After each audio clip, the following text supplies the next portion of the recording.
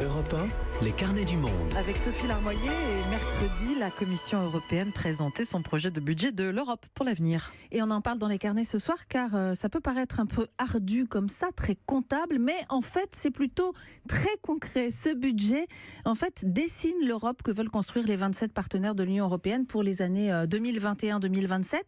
Et on rejoint Isabelle Horry à Bruxelles. Bonsoir Isabelle. Bonsoir Sophie. On va mettre les pieds dans le plat tout de suite avec vous. Pourquoi c'est important ce budget ? Tout simplement parce que nous en profitons tous. En fait, des milliers de projets naissent en France chaque année grâce à cet argent qui est mis en commun par tous les pays européens. On ne le sait pas toujours parce qu'on connaît surtout la politique agricole commune ou le programme d'échange étudiants Erasmus. Mais l'Europe a aussi financé ces dernières années, alors je vous dis ça en vrac, le toit d'une grange dans un village alpin, une station d'épuration qui transforme le jus de choucroute en électricité en Alsace ou le musée de la Méditerranée à Marseille. Ce budget européen, il est vital pour les régions. C'est ce qu'Alain Rousset, qui est le président de la région Nouvelle-Aquitaine, a expliqué à Stéphane Place. Pour la Nouvelle-Aquitaine, c'est 2,5 milliards. C'est énorme, c'est par exemple 50% de la capacité d'intervention de la région en matière de transition énergétique. 140 millions d'euros sur 7 ans. C'est 40% de la politique régionale de formation et de demandeurs d'emploi. Le drapeau de l'Europe flotte sur la cage d'escalier qu'on a réhabilitée, sur l'entreprise qui a été aidée à investir, à innover, à recruter. Les méthaniseurs, vous savez, la transformation des déchets agricoles en production d'énergie, sont accompagnés par l'Europe sur nos territoires. L'Europe a un visage sur nos territoires.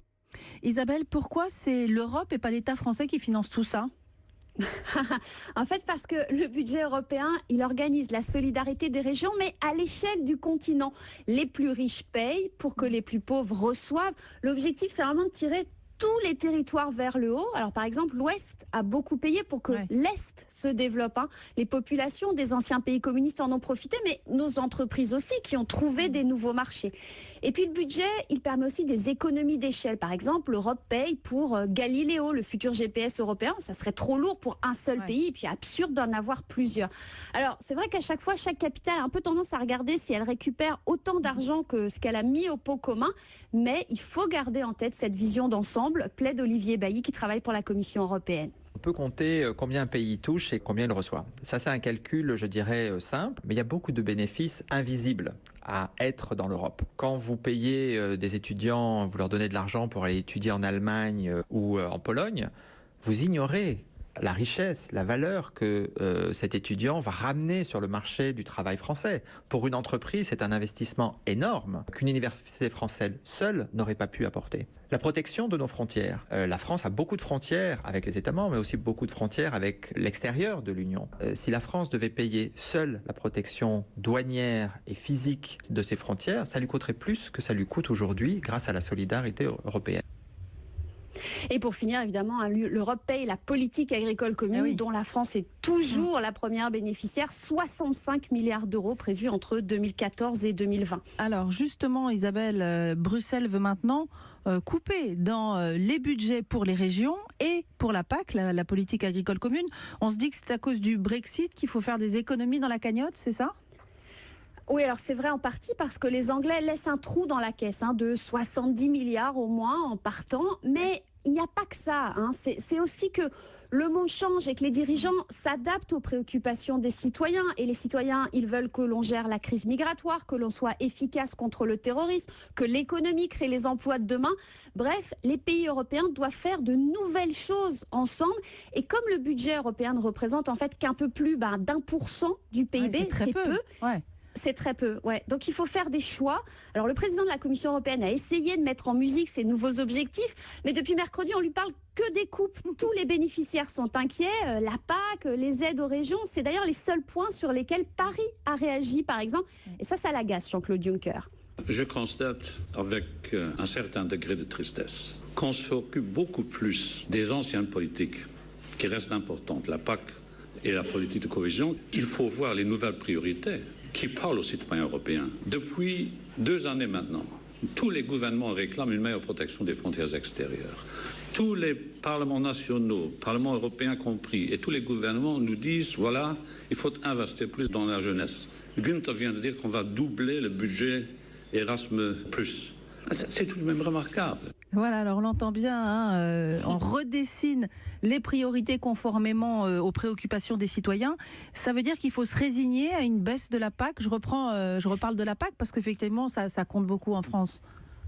Oui, c'est vrai qu'on en a beaucoup parlé ces derniers jours. Alors, c'est vrai qu'il y a aussi des arguments quand même en faveur d'une PAC forte. Il ne faut pas l'oublier, le combat n'est pas encore perdu.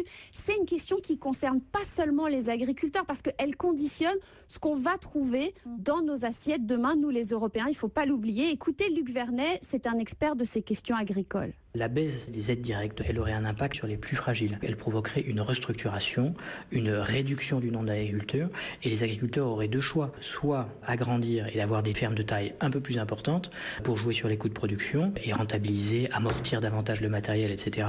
Soit intensifier la production, ce qui prend à contre-pied exactement le modèle d'agriculture que la plupart des hommes politiques aujourd'hui défendent en Europe. Une agriculture plus proche, avec des produits locaux, faits sur des structures plus petites. Baisser la voilure pour la PAC, c'est aller vers une agriculture qui soit plus uniformisée, avec des produits plus standardisés et des fermes plus grandes. Voilà, maintenant, il va falloir que la France réussisse à convaincre ses partenaires. Alors, elle a des alliés sur ces questions. Le combat n'est pas perdu d'avance, il faut vraiment le répéter. Emmanuel Macron, lui, il est prêt à donner plus d'argent pour l'Europe, justement, pour éviter ces coupes. Alors, le problème, c'est qu'il y a d'autres pays, les Pays-Bas, les Scandinaves, par exemple, qui, eux, n'en ont pas du tout envie. On va les appeler les grippe-sous. Mais il y a aussi ceux comme la Hongrie ou la Pologne qui prennent volontiers les aides de l'Europe, mais parfois qui ne jouent pas très collectif et même mettent à mal les valeurs communes. Eux, ils vont continuer à toucher des milliards, malgré tout ? Alors, c'est la vraie question. Est-ce qu'on a le droit à cette solidarité européenne quand on fait des bras d'honneur à ceux qui paient, pour parler un peu franchement? Eh bien non, répond la Commission, parce qu'elle a décidé que si un pays ne respecte pas l'état de droit, s'il ne respecte pas les valeurs, si sa justice n'est pas indépendante, ça veut dire qu'on ne peut plus lui faire confiance pour bien gérer les fonds européens et du coup, ils pourront être coupés. Ça plaît beaucoup, ça, à l'europhile belge Guy Verhofstadt. Mais si un gouvernement d'un pays de l'Union européenne ne respecte pas et ne veut pas appliquer les valeurs européennes, alors il doit se passer de l'argent européen. L'argent européen, il est là pour soutenir nos économies, pour soutenir nos citoyens. Il n'est pas là pour enrichir la famille de M. Orban ou pour lui permettre de subventionner la construction d'un ou deux stades de foot dans sa circonscription. Ça doit beaucoup moins plaire au Premier ministre hongrois Viktor Orban qui est directement visé par cette réflexion. Oui, d'ailleurs, il a déjà rappelé dès ce matin à la radio que le budget et donc cette proposition-là ne pouvait être adoptée qu'à l'unanimité des États et donc avec son soutien. Alors ça va être intéressant de voir quelle est son attitude pendant les négociations entre les pays sur ce budget qui vont maintenant commencer. Voilà, négociation marathon. On suivra ça avec vous tous ces mois prochains. Merci beaucoup Isabelle pour ce décryptage fort utile et à très bientôt dans les carnets. À bientôt Sophie.